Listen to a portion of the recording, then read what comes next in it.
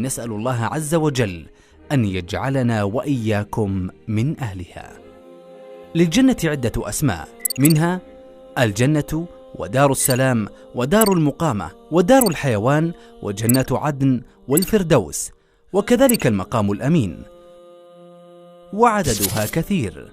للجنة درجات 100 ما بين كل درجة والأخرى كما بين السماء والأرض، وأعلاها منزلة هي الوسيلة، وهي منزلة نبينا محمد صلى الله عليه وسلم. وله من الأبواب 8، منها باب الريان للصائمين، وباب الصلاة، وباب الجهاد، وكذلك باب الصدقة. وتبلغ المسافة بين دفتي كل باب كما بين هجر ومكة. وللجنة خزنة وبوابين عند كل باب، وكبيرهم اسمه رضوان.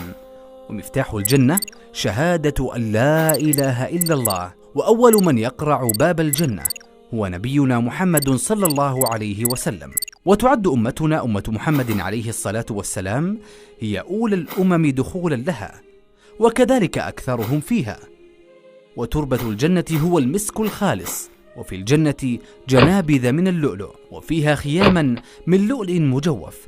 وفي الجنة شجرة يسير الراكب الجواد في ظلها 100 عام لا يقطعها. وفي الجنة عيون وأنهار من ماء ولبن وعسل، وكذلك خمر. وأول ما يأكل أهل الجنة لحظة دخولهم الجنة هو زيادة كبد الحوت، ويأكلون ويشربون من الفواكه ولحم الطير مما يشتهون. ولا يحتاج أهل الجنة أكرمكم الله للخلاء، ولا يصيبهم المرض.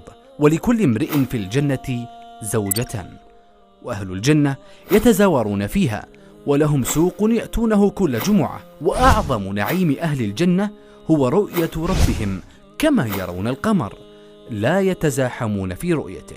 وفي نهاية هذه الجولة السريعة والماتعة في نعيم الجنة وصفتها، ستكون قررت التزود بعون الله من أعمال الخير وأعمال البر. فقط نوصيك بأمرين: بإخلاص النية ومتابعة سنة الرسول عليه الصلاة والسلام، ولا تنسانا من دعائك.